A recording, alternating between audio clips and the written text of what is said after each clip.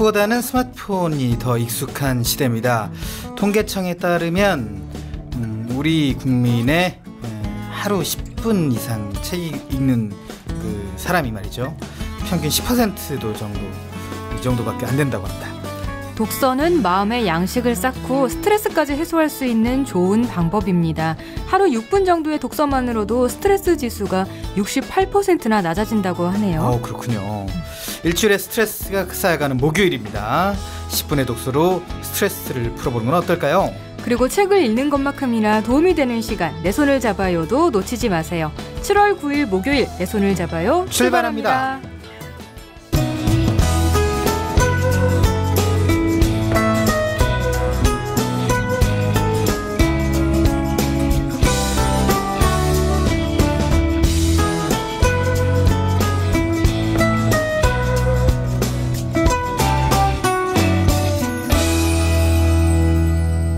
안녕하세요. 내 손을 잡아요 진행의 권순철입니다. 안녕하세요. 홍옥희입니다. 네, 책을 읽는 사람 10분 정도도 책 10분이 참 짧은 시간일 수 있잖아요. 그렇죠. 10분에 한번 책 읽어보자라고 생각하고 딱 책을 펴면 10분은 되게 금방 가요. 근데 그것도 10%가 안 된다. 통계청 조사에 따르면 그렇게 나왔는데, 자, 옥희 씨는 어때요? 저는 90% 안에 들어가요. 솔직히 말하자면 책을 사는 걸 좋아합니다. 책을 그냥 사 모으는군요. 네. 나는 이런 책을 가지고 있어 집에, 이러면서 서재를 딱 만들어 놓나요? 네, 그 서재를 보면서 그 뿌듯함을 느끼는 거죠. 근데 언제 읽을지는 알 수 없는. 최근에는 어떤 책을 사봤나요? 최근에는 지금 사서 읽고 있는 게 나미야 잡화점의 기적이라는 책이에요. 오, 읽고 있군요. 네, 그게 히사이시 게이고라고 용의자 X의 헌신이라는 책, 소설 아세요 혹시? 아니요. 이게 모르네요. 좀 일본에서 꽤 유명한 추리 소설이고 영화화도 됐었던 건데, 이분이 항상 이렇게 추리 아니면 살인극 이런 소설만 쓰다가 이 나미야 잡화점의 기적으로 약간 좀 색다른 분야에 도전을 했다고 해요. 네. 저는 몰랐지만 아무튼 재밌더라고요. 그렇군요. 자, 어쨌든 책을 좀 읽어야 할 텐데 좀 뭐라 그럴까, 핑계죠. 뭐 시간이 없다는 핑계. 그죠. 또 스마트폰을 본다는 핑계. 스마트폰도 봐야 되고 TV도 봐야 되고 컴퓨터도 해야 뉴스도 되고. 해야 되고. 우리가 되게 할 게 많지 않습니까? 네. 할 게 많다 보니까. 그러나 이제 책에 들어있는 여러 가지 정보들은 굉장히 소중하고요. 소중한 만큼 문장력도 늘고요. 맞아요. 그렇게 되면 책을 좀 보는 것도 좀 좋을 것 같다는 생각도 드네요. 그리고 책을 읽는 것만으로도 스트레스가 낮아진다고 하는 건 또 새로운 얘기네요. 그리고 68%요? 이야.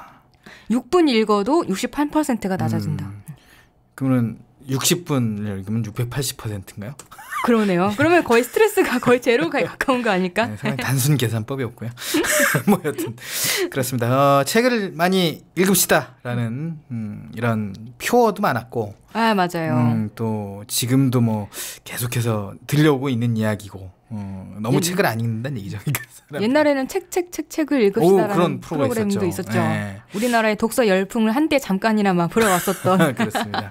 그래도 아직까지 독서 시장이 좀 축소되긴 했지만 좀 나름 자구책도 마련하면서 책 읽으려는 노력들도 많이 하고 있고, 책 읽어주는 팟캐스트가 많습니다. 맞아요. 그런 거 있더라고요. 독서 팟캐스트가 많기 때문에 그 팟캐스트를 좀 들어보셔도 좋을 것 같다는 생각도 들면서 저희 팟캐스트도 다운로드 많이 해주시면 감사하겠습니다. 자, 매주 목요일은 아름다운 음악의 세계로 안내하는 천상의 소리 준비가 돼 있어요. 네, 다음은 청취자들과 만나보는 시간이죠. 수다방이 준비되어 있습니다. 그리고 오늘 정보톡톡에서는 생활정보를 알려드립니다. 자, 먼저 첫 코너 천상의 소리부터 듣겠습니다. 천상의 소리 1주년 이번 주에도 이어지죠. 인천 해광학교 오케스트라를 찾아갑니다. 황호성 리포터와 함께 천상의 소리 만나볼까요?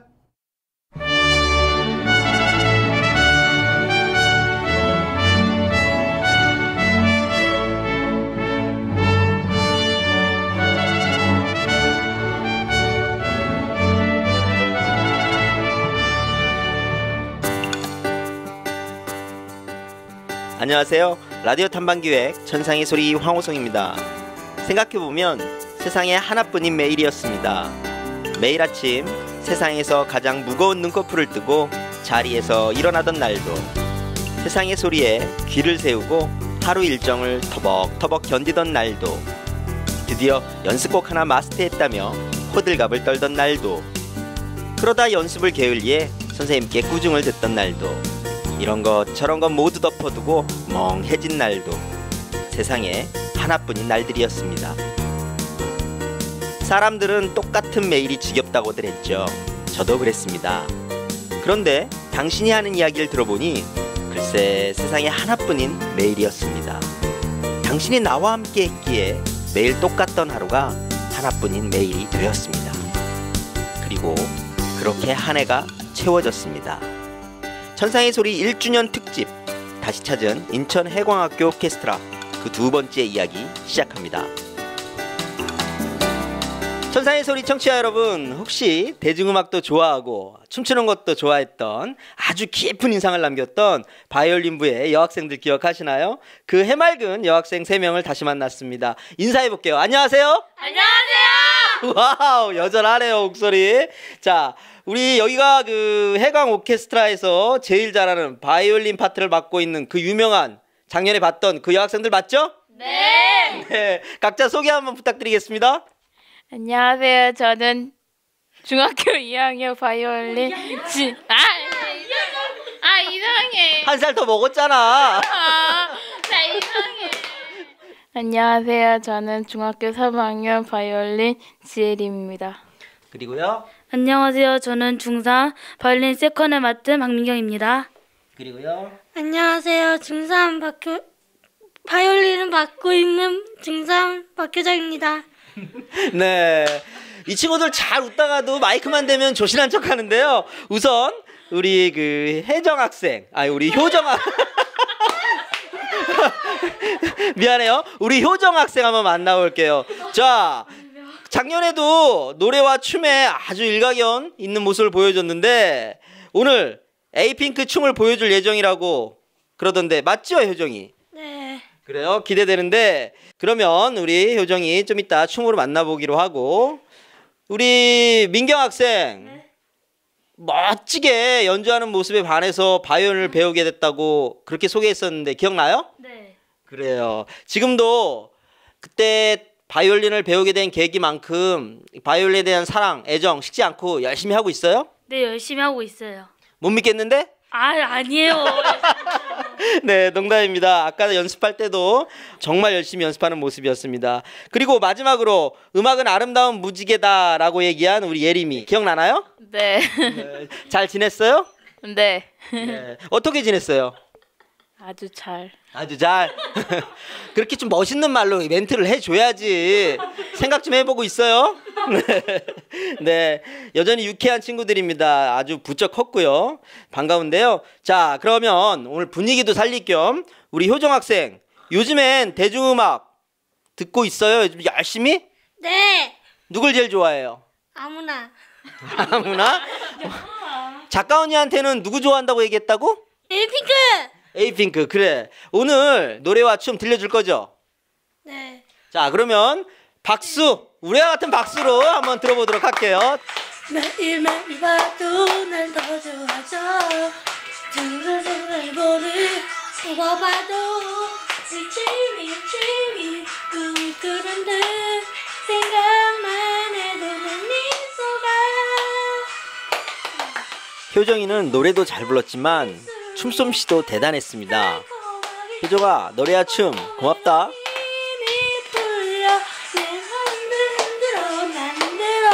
와, 박수!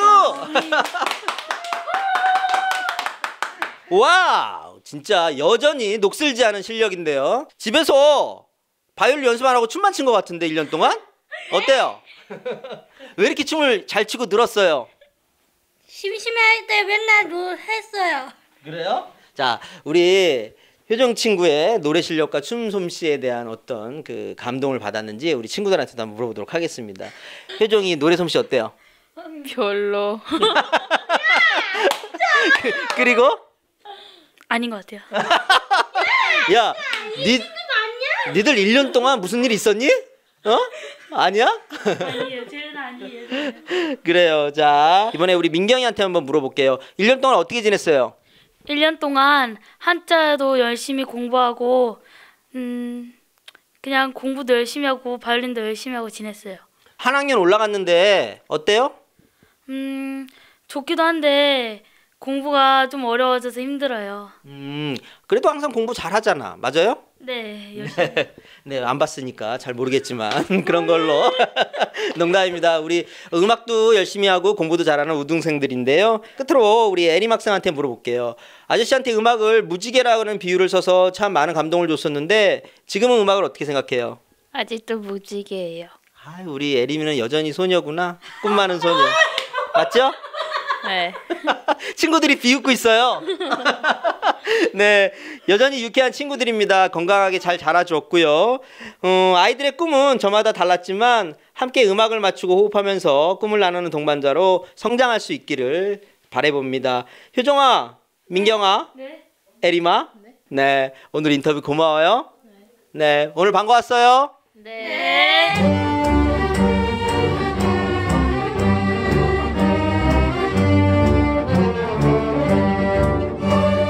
네, 지금 듣고 계신 곡은 바이올린 선율이 돋보이는 브람스의 곡이죠.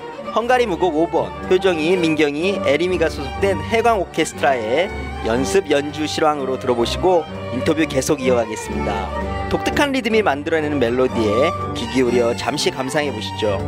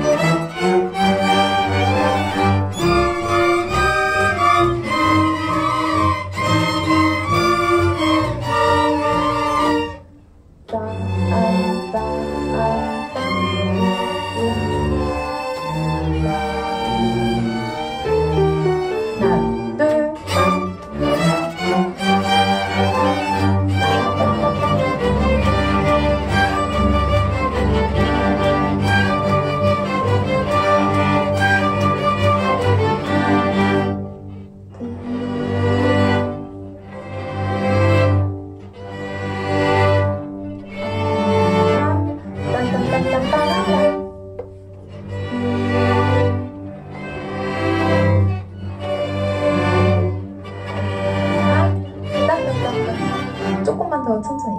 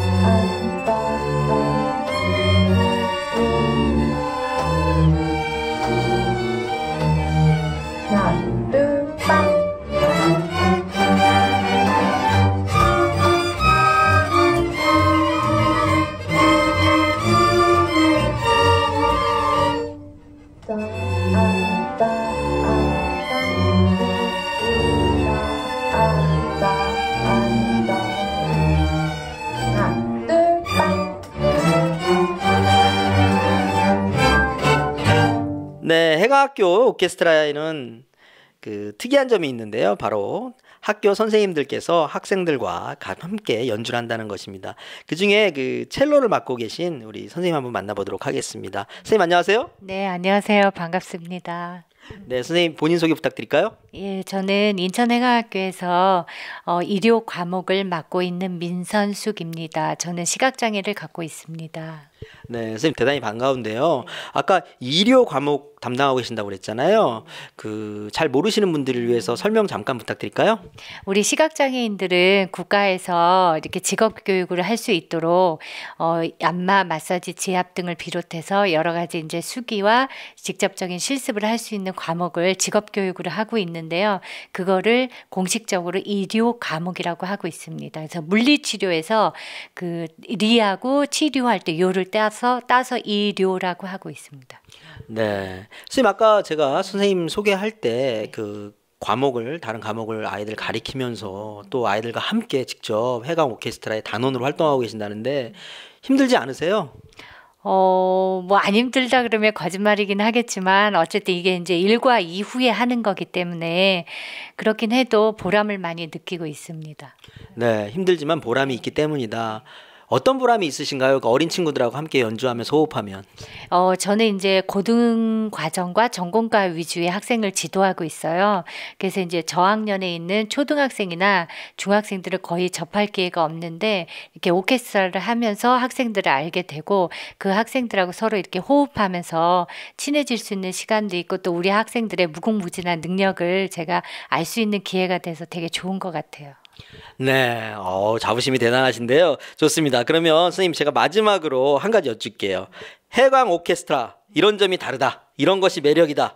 해광만의 자랑할 만한 부분이 있으면 한번 들어볼까요? 일단 해광 학교 하면은 사람들이 어느 학교인가 이게 이제 학교명에서 사실 이렇게 애매모호한 부분이 있어요. 근데 원래는 이제 시각장애 학교인데 저희가 학교명에 시각이라는 말이 따로 들어있지 않아서 이게 시각장애 학교인지 잘 모르는 경우가 많은데 시각장애 오케스트라가 우리나라에서 유일하게 이렇게 학교에서 하는 게 우리 학교가 처음이고요. 그다음에 이 시각장애 오케스트라를 통해서 서로 단합하기도 하고 그다음에 외부에는 시각장애 인식 개선에 이렇게 홍보할 수 있는 기회가 되고 더더욱 우리 학생들이 우리 학교 안에 울타리 안에서만 머무는 것이 아니라 일반인들 앞에 나가서 연주를 하면서 나를 알릴 수 있는 기회가 되고 또 이제 여러 사람 앞에서 이렇게 시각장애인도 이런 걸 할 수 있다 이런 자부심도 가질 수 있는 그런 기회도 되고 해서 여러 가지 이제 장애인식 개선에 가장 우선적으로 되게 이렇게 도움이 많이 되고요. 학생 스스로가 이렇게 자존감이 높아지는 그런 계기가 되는 것 같아요. 네, 선생님 잘 알겠습니다. 학생들 지도하기도 바쁘실 텐데 직접 오케스트라 단원으로 참여도 하시고 아이들과 소통하려는 정말 멋진 우리 민선숙 선생님이셨습니다. 오늘 인터뷰 정말 감사합니다. 예, 감사합니다. 학창시절 저의 기억에 남아있는 선생님은 좀 무뚝뚝하고 엄격하셨습니다. 노래 스승의 날 속 가사처럼 항상 참되거라 바르거라 가르쳐 주셨고 조금이라도 어긋나면 무서운 훈계가 뒤따랐죠. 훗날 학창시절을 떠올렸을 땐 무서운 선생님이 더 오래 기억에 남는다지만 사실 학생들이 원하는 건 친구처럼 따뜻한 선생님이 아닐까 싶습니다. 음악으로 의사소통하고 공감대를 이루는 인천해광학교. 다시 찾은 그곳엔 여전히 함께라는 두 글자가 어울리는 오케스트라가 있었습니다. 시각장애인들이 들려주는 감동의 하모니는 다음 주에도 계속됩니다. 지금까지 천상의 소리 황호성이었습니다. 감사합니다.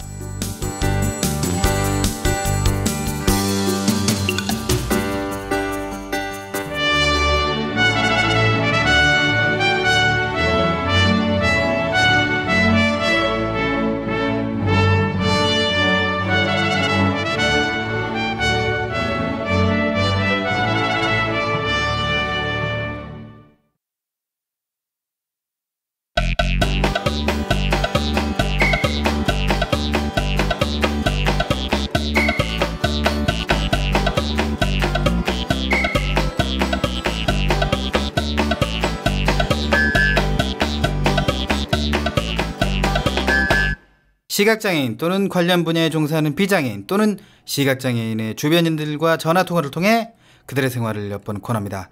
청취자 여러분의 울고 웃는 사연을 직접 들어보는 시간, 아무 주제나 좋습니다. 편하게 수다 떨어봅시다. 여보세요? 네, 여보세요? 네, 안녕하십니까? 안녕하세요. 네, 안녕하세요. 네, 어디에 사시는 누구신가요? 네, 지금 인천에 살고 있는 임재원이라고 합니다. 네, 임재원 씨. 목소리가 굉장히 젊습니다. 네, 지금 24살이죠. 홍키 씨가 또 번쩍. 24살이라고요? 예. 우와. 또 영혼 없이 저렇게 또. 아니 그냥 진짜 놀랐어요. 아, 예, 알겠습니다. 왜냐면 네. 제가 이분이 뭐 하시는 분인지 이제 사전 정보를 들어서 알고 있는데 네. 이 나이에 이 일을 하신다고? 이런 생각이. 그래요. 어떤 일을 하고 계신가요? 네, 지금 현재 스포츠 인턴 기자로 일하고 있습니다. 스포츠 인턴 기자로. 아, 인턴 네. 기자군요. 예. 스포츠 인턴 기자로 일하고 계신 임재원 씨와 함께 저희가 수다를 떨어볼 건데, 저희가 사전 정보를 이제 들은 바로는 얼마 전에 있었던 서울 세계시각장애 경기대회에서 인턴 기자로서 취재를 좀 하셨다. 이런 얘기 들었거든요. 네. 그래서 이제 저희 수다방에 이제 모시게 된 것 같아요. 네. 그때 처음 취재 나가신 거였어요? 아니면 그 전에도 해오다가 여기에 가시게 된 거예요? 그 전에도 해오다가 나가게 된 거였어요. 그럼 그 전에는 장애인 관련 대회나 뭐 장애인 스포츠를 취재한 경험이 있었던 겁니까? 장애인 대회는 이번에 시각장애인 대회가 처음이었고요. 네. 맨 처음에 이제 작년에 인천 아시안 게임이 제 첫 국제 대회였어요. 국제 대회가 두 번째시네 벌써. 예, 국제 대회. 네. 그래요. 그러면 작년 인천 아시안 게임 먼저 얘기를 한번 해보죠. 인천 아시안 게임 분위기 좀 어땠어요? 뭐 취재했어요, 참? 인천 아시안 게임. 여러 종목 두루두루 취재했는데요. 네. 뭐 축구나 육상, 뭐 비인기 종목 우슈 이런 거 다. 우슈. 골고루 다 취재했습니다. 보통 축구나 농구, 배구, 야구 이런 것들은 종목이 굉장히 많이 알려져 있잖아요. 예. 근데 우슈 이런 것들은 좀 안 알려져 있잖아요. 일반인들한테. 네, 그렇죠. 네. 우슈는 어떻게 공부를 좀 많이 했나요? 우슈도 처음에 취재를 맡게 됐을 때 굉장히 당황을 많이 했었는데요. 네. 그래서 오히려 우슈가 잘 알려지지 않았다 보니까 그쪽 종사하시는 분들께서 더욱 열심히 또 도와주시더라고요. 그렇죠. 맞아요. 네. 그래서 취재하는데 그렇게 큰 어려움은 없었습니다. 그럼 우슈가 어떤 종목인지는 아니까 말로 좀 설명 좀 해주세요. 어떻게 뭐 태권도는 어떻게 다른지 뭐 이렇게 뭐 비교해서 설명해주면 좀 이해가 빠르겠죠, 그죠? 네. 일단 우슈는 이제 흔히 우리들이 알고 있는 쿵푸 아시죠? 네. 쿵푸를 이제 스포츠에 접목시킨 건데요. 그게 태권도로 따지면은 이제 태권도도 겨루기가 있고 품새가 있잖아요. 그렇죠. 그래서 우슈도 마찬가지로 겨루기 종목인 산타 종목하고 품새 종목인 투로가 이렇게 합쳐져서 각각 나눠져서 있는데 흔히 보시는 뭐 품새 종목 같은 경우는 이제 체조랑 비슷하게 예술성 이런 걸 테스트하는 거고 이제 산타는 이제 격투기 종목이니까 실제로 싸움을 해가지고 점수를 많이 얻는 쪽이 이기는 그런 스포츠입니다. 태권도하고는 뭐 다른 게 물론 이제 품새는 이제 설명해 주셨지만 겨루기 같은 경우는 뭐 좀 기술의 차이가 좀 있나요? 비슷하다고 볼 수 있는데 일단 태권도는 거의 발차기 위주잖아요. 그렇죠. 우슈 같은 경우에는 이제 주먹과 발을 다 동시에 사용하고 넘어뜨리는 기술도 있습니다. 넘어뜨리는 기술도 있다. 좀 이종격 투기가 좀 가깝군요. 네, 이종격 투기랑 더 비슷하다고 보시면 돼요. 근데 테이크다운이 있는데 뭐 관절 꺾기 이런 건 없겠죠? 네, 그런 건 없습니다. 네, 테이크다운까지는 이제 허용이 되지만 관절 꺾기 이런 건 없을 것 같고. 보통 이제 사실 그 태권도도 기본 자세가 있고 우슈도 이제 기본 자세가 있어요. 그 자세에 따라서 약간 경기 방식이 이제 무술이 갈리는 것 같아요. 그 격투기 무술. 보통 그 우슈는 그러면 어떤 기본 자세로 시작하는지 여기 이제 시각장애인 분들도 이제 방송을 듣고 있고 저도 이제 시각장애인이니까 기본 자세는 그냥 서서 싸우나요? 예, 기본적으로 서서 싸우는 거의 이종격 투기랑 비슷하다고 보시면 돼요. 그렇군요. 태권도는 뭔가 자세가 딱 있죠. 그 자세에서 이제 시작하는데 우슈는 그냥 일반적으로 서서 이제 주먹과 발 그다음에 넘어뜨리는 것까지 허용이 되는 그런 종목이 되겠군요. 자, 그래요. 그 취재 아시안 게임 때 이제 국내에서 또 인천에서 했고 또 사시는 동네가 인천이시라면서요. 예, 그렇습니다. 그럼 좀 남다르셨겠어요. 취재하시면서. 아무래도 제가 살고 있는 곳 주변에서 치러지는 아시안 게임이기 때문에 조금 더 제가 뭐 자긍심이나 이런 걸 가질 수 있었던 대회가 아닌가 싶습니다. 그래요. 그리고 그 프레스 목걸이 하고 다니잖아요. 취재를 해야 되니까. 그런 것도 좀 뿌듯하지 않으셨어요? 아무래도 제 첫 국제대회다 보니까 그런 게 많이 신기했고요. 그렇죠. 네, 그래도 제가 한 언론사를 대표해서 취재를 하는 거기 때문에 그런 점에 있어서도 되게 자부심을 느꼈습니다. 목소리 들어보니까 기자 생활 오래 하게 생겼어요. 그래, 이 인턴 기자 생활, 그러니까 스포츠 쪽으로 인턴 기자 생활을 하게 된 계기는 뭡니까? 원래는 제가 원래 예전부터 스포츠 쪽에 종사해야겠다는 생각은 가지고 있었어요. 그래서 근데 제가 또 과가 지금 신문방송학과를 재학 중이었는데 네, 그래서 어떤 쪽으로 진로를 설정할까 고민을 하다가 처음에는 방송국을 들어갔었습니다. 네. 방송국을 들어갔었는데 저랑 이제 잘 안 맞는 부분이 많더라고요. 네. 그래가지고 그 뒤로도 되게 진로에 대해서 고민이 많았었는데 우연치 않게 이렇게 언론사 그 시험에 인턴 뽑는 시험에 지원해서 어떻게 운이 좋게 들어가게 됐는데 거기서 또 일을 하다 보니까 저랑 또 잘 맞는 것 같아가지고 계속 이쪽으로 가고 있습니다. 보통 이제 방송은 말을 좀 많이 해야 되고 네. 글보다 말을 좀 많이 해야죠. 기자 생활도 하려면 물론 또 글도 써야겠지만 근데 이제 이 또 지면이라든가 인터넷 신문 같은 경우는 또 취재력이 굉장히 우선해야 되고 글도 많이 써야 되고 그런 게 좀 더 맞나 봐요. 야, 뭐 글 쓰는 것도 재밌었고 그냥 사람들 취재 다니는 것도 재밌어가지고 여러 가지로 지금 만족하고 있습니다. 그러면 임재원 인턴 기자의 이제 저희가 이제 말을 하려는 주제로 한번 들어가 보죠. 임재원 인턴 기자 생활의 두 번째 국제대회였던 서울 세계 시각장애인 경기 대회. 뭐 취재는 뭐 힘들지 않았어요? 육상하셨다는데 육상. 예, 육상했습니다. 보통 비장애인 육상과 시각장애인 육상은 좀 어떻게 다른지 간단하게 좀 설명 좀 해주세요. 대부분의 종목은 비슷하다고 보시면 돼요. 뭐 흔히들 육상하면 흔히들 떠오르는 뭐 100m 달리기나 높이뛰기 이런 거 다 들어가 있고요. 대신에 시각장애인 분들은 앞이 잘 안 보이시잖아요. 그래서 가이드가 동반하게 됩니다. 가이드라는 분들이 동반하게 돼서 뭐 육상도 같이 뛰게 되고 뭐 포환 던지기 같은 경우에도 위치를 미리 던질 위치를 알려준다든가 이런 데에서 일반 육상과는 조금 차이가 있습니다. 그래요. 어떻게 하다가 육상을 하게 됐어요? 추첨을 했어요? 아니면 그런 건 아니고 그냥 각자 이제 이번에 취재 나가는 기자들끼리 어떤 종목을 하고 싶은지 먼저 선호도 조사를 한 다음에 정하게 되었습니다. 왜 육상을 선택했습니까? 기본적으로 제가 아시안 게임 때도 육상을 한 적이 있었고 이제 육상이 인천 문학경기장에서 치러졌었어요. 그래서 또 문학경기장 제가 자주 가봤던 곳이기도 하고 해가지고 결정하게 되었습니다. 그렇군요. 문학경기장이 자기가 살고 있는 집과 가깝다거나 그러진 않았고요. 그런 점도 약간 재밌죠. 좀 날로 먹으려고 했던 것 같은데. 인천 아시안 게임이 인천 말고 다른 지역에서도 또 했기 때문에 서울 세계 시각장애인 경기대 서울에서 열리잖아요. 근데 유일하게 육상과 수영은 또 인천에서 열렸기 때문에 또 이제 가까운 곳을 원했을 수도 있어요. 네, 그렇죠. 누구나 다 그랬을 거예요. 네. 오키 씨 궁금한 거 없어요? 일단 시각장애인 경기하는 거 처음 보신 거죠? 이 경기 대회에서. 예, 처음이었어요. 뭔가 되게 색다른 기분이었을 것 같은데.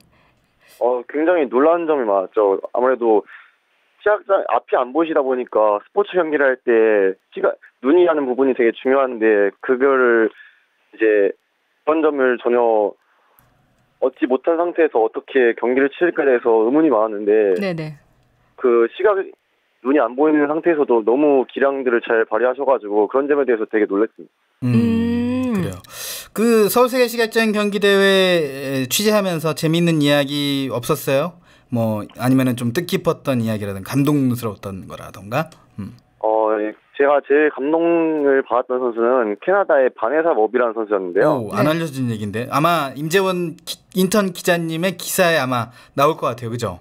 네, 기사에 제가 한번 썼습니다. 네이버로 치면 나올 거예요. 그 선수가 원래는 이제 포환 던지기와 원반 던지기 종목에 출전을 했었는데요. 보통 한 종목에 출전하기도 힘든데 육상에서도 여러 종목으로 출전했고 심지어는 역도에도 출전했었어요. 원반과 역도가 좀 어울린다. 근데 진짜. 역도에서는 심지어 세계 신기록을 경신을 하기도 했고요. 그래서 한번 인터뷰를 한 적이 있었는데 그래서 이렇게 안 좋은 환경에도 불구하고 어떻게 이렇게 여러 종목을 하냐고 질문을 했었는데 그 바네사 머비 선수가 눈이 보이지 않아도 자기에는 여러 가지 감각이 있기 때문에 자기는 실패한 인생이 아니라면서 오히려 시각 하나 때문에 스포츠를 못한다는 편견이 오히려 자기는 한심하다는 생각이 든다고 말을 하더라고요. 네. 오. 사실 이제 네. 그래서 그 말을 듣고 제가 너무 제 자신에 대해서도 반성하게 되고 네. 너무 감동을 받은 적이 있었어요. 그게 보통 사실 그 말을 듣고 많은 분들이 네. 기분 나빠할 수도 있거든요. 우리나라 정서로 보면 이제 외국 사람이 아무리 얘기한다고 해도 예, 되게 기분 나쁠 수 있는데 그것을 감동으로 받아들이고 또 내가 잘못 생각했구나 이렇게 또 받아들였군요. 참 열린 마음을 가지고 계신 것 같네요. 아닙니다. 근데 그 인터뷰할 때 본인이 직접 영어로 물어보신 거예요? 다 거의 경기장마다 통역반들이 배치돼 있어가지고요. 의사소통하는데 문제가 없었군요. 예. 그럼요. 그리고 요새 또 대학생들 기본이 토익 아닙니까? 그렇죠. 네, 홍옥희 씨도 토익 700 아니다. 네? 아니 무슨 근거로 와서 아닙니다. 아니에요. 그리고 기자님도 당연히 토익 점수가 높으니까 인턴 기자 되셨겠죠? 네. 노코멘트 하겠습니다. 네. 그래요. 그 서울세계시각장애인 경기대회 물론 이제 캐나다의 선수 그 선수의 이야기를 듣고서도 편견이 많이 깨졌겠지만 뭐 네. 굉장히 이 막연했던 편견 같은 것들이 많이 깨졌을 것 같다는 느낌도 들거든요. 네. 또 제가 가지고 있던 편견 중에 하나가 시각장애인 분들은 약간 닫혀있는 마인드를 가지고 있을 거라고 생각을 했었는데 오히려 일반 사람들보다도 더 배려심이 많고 더 열린 마음을 가지고 계시더라고요. 그래서 그런 점에서도 되게 놀랐어요. 그렇군요. 맞아요. 좀 의존을 할 수도 있다. 예. 또 굉장히 좀 갇혀 있을 것 같다 이런 생각, 또 굉장히 의심이 많을 것 같다 그런 생각을 가질 수는 있는데 또 많은 시각장애인 그리고 굉장히 그 대회에 나갔다는 건 활발한 성격의 소유자들 아니겠어요? 그럴 것 같아요. 네, 그래서 그 대회 나오는 선수들을 보고 또 시각장애인들의 새로운 면을 느끼신 것 같은데 오키 씨는 저를 보고 뭘 느꼈습니까? 근거 없는 얘기를 한다. 아까 토익 얘기 이런 거. 그게 단적인 거 말고요. 저를 쭉 보면서 어떤 편견을 깼습니까? 어떤 편견을 깼냐면 편견이 없었습니까? 네, 저는 항상 열린 마음으로 보는 사람이라서. 자, 그래요. 계속해서 이 인턴 기자 생활을 하고 계신데 네. 인턴이란 꼬리표는 언제 떨어질 것 같아요? 그건 이제 저도 잘 모르겠습니다. 굉장히 어려운 질문이죠. 그죠? 맞아요. 인턴 꼬리표를 떼고 싶죠? 그럼요. 지금 졸업반인 거예요? 아니면 졸업은 하신 거예요? 졸업은 아직 안 했습니다. 네. 그렇군요. 그 인턴 꼬리표를 만약에 떼서 정식 스포츠 기자가 된다면 어떤 종목을 먼저 취재를 해보고 싶어요? 저희도 지금은 제가 주로 취재하는 종목이기도 한데 저는 지금 축구를 굉장히 좋아해가지고 축구. 네. 또 우리나라 K리그를 잘 알리고 싶은 기자가 되고 싶습니다. 인천 유나이티드 경기를 많이 가시나요? 아니요, 저는 뭐 다 두루두루 좋아해서. 그렇군요. 예. 그 K리그 기사도 좀 많이 쓰세요? 네, K리그 기사 많이 쓰고 있습니다. 그래요? 그렇군요. 예. K리그가 사실 이 매스컴에 많이 노출이 안 돼 있는 게 좀 안타까워요. 예. 중계도 잘 안 되고. 그래서 오늘 뭐 기사 보니까 당연히 편파 중계를 할 수밖에 없는 그런 구조가 또 되어 있고.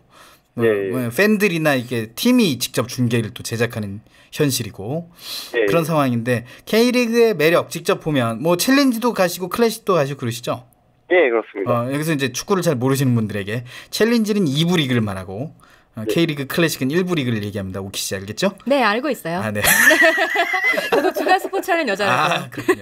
자, K리그의 매력 어떤 걸 들 수 있을까요? 직접 보면. 일단 많은 분들이 오해하시는 게 K리그는 이제 경기 템포가 느리다 이런 생각을 많이들 하시는데요. 그게 저희가 K리그 중계가 정규 방송 편성이 잘 안 되고 그렇죠. 인터넷 중계만 지역 방송 위주로 되다 보니까 중계할 때 그 카메라 대수가 적어요. 그렇죠. 카메라 대수가 적으면 자연스럽게 경기 템포가 느리게 보일 수가 있어요. 그래서 사람들이 오해를 하시는데 경기를 직접 관람을 하게 되시면은 경기 템포가 굉장히 빨라서 아마 놀라실 거예요. 그렇군요. 네, 그리고 각각의 이제 굉장히 열정적인 서포터즈들과 함께 응원을 하시면은 또 색다른 매력을 느끼실 수 있을 거라고 장담합니다. 네, 그래요. 서포터즈들이 다양한 노래로 이렇게 북을 치면서 응원을 하더라고요. 굉장히 또 매력적이었고 그리고 이제 카메라 대수가 적으니까 그 빠른 K리그를 제대로 즐길 수 없는 K리그 팬들 참 안타까워요. 어떻게 사실 경기장을 이제 꾸준히 찾아가는 것도 중요한데 그 내 손 안에서 그리고 내 방에서 경기를 편하게 보고 싶은데 그게 잘 안 되는 경우 좀 안타까운 것도 있습니다. 네. 뭐 프리미어리그보다 빠르다고 볼 수는 없겠지만 정말 빠른 스피드의 K리그를 즐기면서 나도 이 선수를 꼭 만나보고 싶다. 이 선수하고 좀 인터뷰해보고 싶다. 이런 거 좀 있으세요? 요즘은 이제 K리그 챌린지에서 네. 서울 이랜드라는 팀의 주민규 선수가 있어요. 네. 요즘 지금 K리그 챌린지 득점 선두를 달리고 있는데 네. 이 선수가 원래 작년까지는 포지션이 공격수가 아니라 수비형 미드필더였거든요. 네. 근데 바뀐 지금 포지션을 변화하자마자 지금 굉장한 성공을 하고 있어가지고 비법이 뭔지 이런 거에 대해서 되게 취재를 하고 싶습니다. 오, 뭐 당장 이루어질 수도 있겠어요. 예, 이제 조만간 이루어질 수도 있어서 굉장히 기대를 하고 있습니다. 오, 그렇군요. 네. 임재원이 말하는 축구의 매력, 축구의 매력이죠. 이제 K리그의 매력 말고 축구는 뭐가 그렇게 매력 있길래 이렇게 좋아하는 거예요? 일단 축구는 모든 대부분의 스포츠가 마찬가지겠지만 스포츠는 이제 11명이라는 솔직히 11명이 적은 숫자가 아니잖아요. 그렇죠. 네. 11명이라는 선수들이 각각의 다 개성이 있을 텐데 그 개성 자기가 표현하고 싶은 개성을 물리치고 팀워크를 통해서 상대방을 물리치기 위해서 노력한다는 그런 모습이 제일 매력이 아닌가 싶습니다. 네. 그래요. 앞으로 어떤 기자가 되고 싶습니까? 조금 더 저는 이제 현장에서 많이 뛰는 기자가 되고 싶어요. 아무래도 현장감을 좀 더 줄 수 있는 기자가 돼야지 또 많은 사람들이 경기장을 찾아줄 수 있지 않을까 싶어가지고 그런 기자가 되고 싶습니다. 네. 오키 씨도 질문. 네. 뭐 인터넷에서 임재원 씨 이름 검색하면 기사 많이 볼 수 있는 거죠? 네, 맞습니다. 알겠습니다. 오늘 수다방 어떠셨어요? 저는 굉장히 재밌었습니다. 이렇게 허심탄회하게 얘기를 털어낼 수 있어가지고 굉장히 즐거운 시간이었습니다. 또 스트레스 해소도 됐을 것 같아요. 네, 맞습니다. 네, 오늘 말씀은 여기까지 나누겠습니다. 고맙습니다. 네, 감사합니다. 네, 스포츠 기자, 예비 스포츠 기자와 함께 이야기 나눠봤는데 네. 어땠습니까? 일단 자기 직업을 되게 즐겁게 하시는 분 같아서 저도 좋았어요. 그리고 처음에 나이 때문에 깜짝 놀랐고 그리고 뭐 언젠가는 또 마주칠 날이 저랑도 있지 않을까? 그러게요. 그런 생각도 해보고 그랬어요. 또 홍옥희 씨 축구 좋아하잖아요. 네, 전 국제대회를 좋아하죠. 어쨌든 스포츠에 관심 있는 건 축구잖아요. 네. 그렇습니다. 자, 수다방 여기까지 하겠습니다. 내 손을 잡아요에서는 여러분의 많은 참여를 기다리고 있습니다. 알고 싶은 정보가 있다. 아니면 방송에 참여해보고 싶다. 함께 나누고 싶은 사연이 있다. 모두 좋습니다. www.facebook.com/kbickTV로 메시지 주시거나 진행자에게 메시지를 보내주시면 됩니다. 그리고 인터넷에서 포피 채널을 검색하면 블로그를 통해서도 참여가 가능합니다. 방송에 참여하신 청취자분께는 문화상품권을 선물로 드리니까요. 많이 참여해주세요. 네, 방송을 들을 수 있는 방법도 알려드릴게요. KTV 홈페이지 ktv.go.kr/radio나 모바일 앱 팟빵으로 접속을 하면 실시간으로 들으실 수가 있습니다. 그리고 유튜브를 통해서도 만날 수가 있습니다. 혹시 실시간으로 진행되는 방송을 놓치신 분들은 팟캐스트 서비스를 이용하면 다시 들으실 수 있습니다.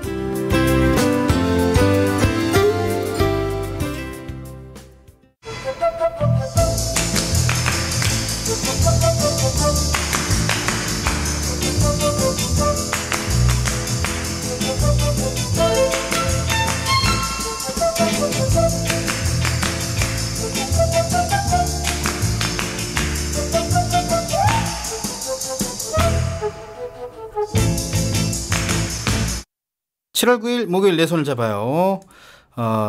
천상의 소리에 이어서 수다방까지 함께 해봤습니다. 다음은 정보톡톡 시간입니다. 목요일 정보톡톡에서는 생활정보를 알려드립니다. 생활 속에서 유용하게 활용할 수 있는 작은 팁과 정보들을 소개해드립니다. 네, 궁금하거나 알고 싶은 생활정보가 있으면 언제든지 문의해주세요. 오키 씨한테요. 네. 자, 오늘은 어떤 정보가 준비되어 있을지 상당히 궁금합니다. 네, 지금 태풍 찬홈 이거의 영향으로 전국에 비가 왔었죠. 네. 네, 그런데 올 여름에는 이 찬홈 말고도 강력한 태풍이 많이 올 것으로 예상된다고 합니다. 네, 제가 그 뉴스를 어제 들었는데 어제 뉴스자로 네. 그 태풍이 한꺼번에 3개가 발생을 했대요. 물론 이제 하나는 이제 금방 약해서 소멸이 될 것으로 보이는데 한 개는 일단 지나가는 분위기고 나머지 한 개가 이제 다음 주에 오면서 좀 영향을 미칠지도 모른다라는 예보가 나와서 걱정이 많이 돼요. 큰일이네요. 이게 또 태풍이 제대로 오면은 정말 많은 사람들한테 피해를 주잖아요. 마음의 상처도 주고 농작물의 상처를 두고 또 비 피해도 나고 그런 좀 안타까운 일이 있어서 벌써 걱정이 좀 되네요. 네. 그래서 오늘 생활정보 톡톡에서는 태풍을 대비하는 방법에 대해서 미리 알려드리려고 합니다. 예, 물론 말이죠. 자연이 하는 일. 자연이 하는 일을 어떻게 해서도 막을 수가 없어요. 특히 자연이 피해를 주는 일은 그죠. 사람 일처럼 되지 않는 게 자연이죠. 걷잡을 수 없이 좀 송두리째 뭔가를 또 빼앗아가기도 하기 때문에 이 어떤 대비를 해도 좀 대비가 잘 안 되는 경우가 많지만 또 특히 태풍은 좀 피해가 크게 느껴지는 것 같아요. 네, 왜냐하면 또 막대한 인명 피해 그리고 재산 피해 아까 순철 씨가 말했던 것처럼 각종 피해가 크게 나타나기 때문에 좀 그런 것 같아요. 자, 그래요. 물론 자연재해 힘듭니다. 피하기. 그러나 예방은 하면 좀 덜 할 수 있지 않을까 해서 저희가 말씀을 좀 드려야 될 것 같은데 어떻게 대비를 해야 되나요? 먼저 그 태풍의 진로를 기상 정보를 통해서 수시로 확인해 보는 게 좋아요. 태풍의 진로가 뭐 이렇게 돼서 이렇게 갈 것이다라고 예보를 들었더라도 언제 어떻게 바뀔지 또 모르는 거거든요. 또 강도도 바뀔지도 모르고. 네, 맞아요. 갑자기 생각보다 약한 태풍입니다라고 했었는데 갑자기 또 강해질 수도 있고. 이 방향도 중요하잖아요. 방향. 강도보다도 방향이 중요해서 어떻게 틀었느냐. 이게 어떻게 해가지고 동해상으로 그냥 빠져나가느냐. 아니면 그냥 상륙을 하느냐. 이런 거에 따라서도 굉장히 피해 규모라던가 피해 규모 전에 뭐 바람이라던가 비의 양이 좀 정해지기도 하고 말이죠. 예, 그런 거 많이 보잖아요. 우리나라도 온다고 했다가 다시 뭐 중국으로 빠져나갔다. 일본으로 빠져나갔다. 네, 자주 듣는 내용이죠. 그리고 다른 나라로 오다가도 우리나라로 갑자기 온다. 이런 경우가 많습니다. 그렇기 때문에 항상 주의해야 된다는 거죠. 네, 내 지역으로 태풍이 오는지 안 오는지 그런 진로를 확인해 봐야 되고요. 그리고 주변에 하수구나 배수구가 막혀 있지 않은지 봐야 됩니다. 그리고 바람에 날아갈 만한 물건은 미리 고정시켜 둬야 하고요. 그리고 생활 주변의 위험한 지역은 사전에 알아두고 피해야 됩니다. 그렇습니다. 이게 또 요새 이 간판 떨어지는 요새는 아니고 그러니까 태풍 피해 때문에 간판이 떨어져서 그냥 지나가던 시민이 돌아가신 경우도 좀 봤거든요. 그러니까. 간판이 떨어지고 있는데 진짜 피하기도 어렵잖아요. 피하죠. 바로 이 머리 위로 떨어지지 않습니까? 네. 그렇기 때문에 간판 같은 것도 주의하셔야죠. 왜냐하면 나의 생명뿐만 아니라 남의 생명도 좀 지켜줘야죠. 왜냐하면 우리나라 국민이니까. 그 웬만하면 밖에 안 나가는 게 좋을 것 같긴 해요. 그렇지만 밖에 나가더라도 어떻게 될지 모르니까 그 또 매장 운영하신 분들은 간판도 주의하셔야겠어요. 근데 그 위험한 지역을 좀 안 다니는 것도 좀 방법이 될 수 있을 것 같아요. 아까 오키 씨 말처럼. 네, 이 위험한 지역이 하천변 아니면 상습 범람가 아니면 침수 지역, 산사태 위험 지역 같은 곳입니다. 산사태라고 하면 우리 옛날에 우면산 산사태가 되게 크게 난 적이 있었죠. 비 때문에. 네, 그건 태풍 때문은 아니었고.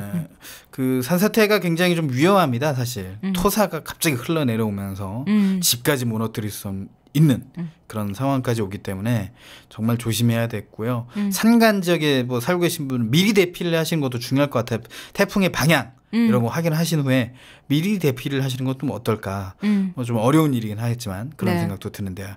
자, 위험한 곳에는 좀 가지 말고 좀 피하는 게 좀 상책이다라고 좀 전해주셨고요. 그리고 또 우리가 여름에 꼭 보는 뉴스가 있잖아요. 계곡이나 해안가에서 고립됐다. 그래서 막 이렇게 로프 같은 거 대원들이 타고 가서 고립된 사람을 구출해서 돌아오는 이런 뉴스 꼭 보거든요. 뉴스, 저는 그런 뉴스를 볼 때마다 사람들이 항상 느끼는 게 왜 이런 날씨에 저기에 가서 고립이 되나 이런 생각 항상 하는데 그럴 때 항상 뉴스가 매년 있더라고요. 근데 이럴 때 좀 조치도 취해야 될 것 같아요. 어떻게 안 갈 수가 있겠습니까? 또 빠르게 대피하는 게 중요하겠죠. 네. 그리고 좀 날씨가 안 좋다 싶으면 그런 물 근처에는 안 가는 게 가장 좋은 대피 방법이 아닐까 싶습니다. 그래요. 물에 잠긴 나한테 도로. 그런 일이 일어나지 않겠지라는 생각을 안 하고 물에 잠긴 도로도 피해야 되고요. 네. 물에 잠긴 도로 당연히 피해야 되고 상습 침수 지역 가지 않는 게 좋고요. 그리고 지하실과 하수도 맨홀 가까이에도 가지 않는 게 좋습니다.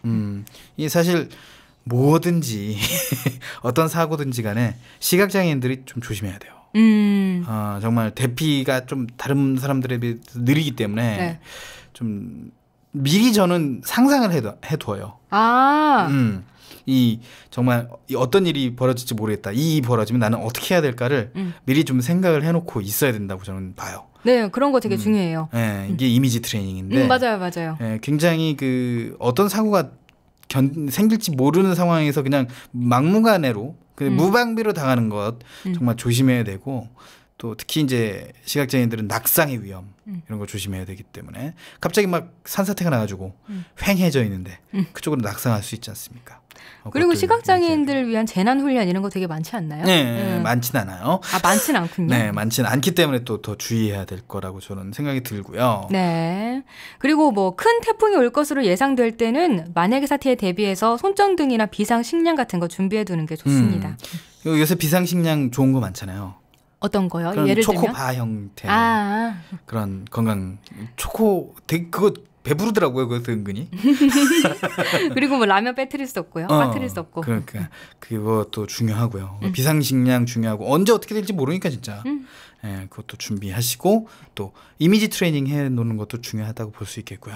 네. 자, 태풍은 어김없이 찾아와서 우리에게 좀 피해를 주는 아주 무서운 분이기 때문에 그분 오시면 잘 맞아들이면서 우리도 할 건 해야죠. 대피도 하고 네. 또 대비도 하고 그래야 될 것 같습니다. 철저하게 준비를 해서 피해를 좀 최소화해야 될 것 같다라는 생각도 들어보겠습니다. 네, 오늘의 생활정보 톡톡은 여기까지입니다. 그래요. 자연재해 뭐 막을 수 없잖아요. 진짜 막을 수 없고 가는 세월도 막을 수 없고 급 슬퍼지는데요. 네, 가는 세월도 막을 수 없습니다. 자, 주말을 이제 앞두고 있는 저희는 항상 주말은 뭐 할 건지 이제 물어보지 않습니까? 이번 주말은 저는 딱히 아직 계획이 없습니다. 아마 집에 있을 것 같아요. 이번 주. 저는 행사를 한다고요? 네, 행사가 있죠. 어떤 행사인가요? 베리어 프리 영화. 홍보대사로서 참여하는? 네네. 그 개훈방이라고. 개를 훔치는 완벽한 방법이요? 네, 그 관객과의 대화가 있어요. 순철 씨가 직접 대화를 하는 건가요? 감독님도 오시고 김성호 감독님이라고. 네. 네, 또 청각장애인 분도 오셔가지고 같이 대화를 나누게 돼 있으니까 이 영화가 무료거든요. 네, 영화가 무료니까 상암동 영상 자료원으로 오시면 돼요. 상암동 영상 자료원 지하에 극장 있어요. 네, 그쪽으로 오시면 될 것 같고요. 자, 7월 9일 목요일 내 손을 잡아요. 저희가 준비한 소식은 여기까지인데 노래를 듣게 돼 있는데 네, 오늘부터 매주 목요일에 노래 한 곡씩 보내드리려고 해요. 노래를 듣게 돼 있어요. 저희가 노래를 틀어드릴 때가 다 있네요. 그래서 인사드리면서 홍옥희 씨의 멋진 노래 소개, DJ가 꿈이었잖아요. 노래 소개하면서 끝내도록 하겠습니다. 다음 주에 뵙겠습니다. 노래 소개하라니까요? 갑자기 이렇게 마칠 것처럼 말하니까 깜짝 놀랐어요. 노래 소개. 노래가 뭐냐면요. 얼마 전에 포피 초대석에서 만나봤던 한국국제장애인예술단의 배은주 대표의 앨범 수록곡입니다. 네 바퀴의 꿈인데요. 이거 들으면서 오늘 라디오 저희는 마무리하겠습니다. 네, 함께해 주신 여러분 고맙습니다. 네, 홍옥희 권수철이었습니다.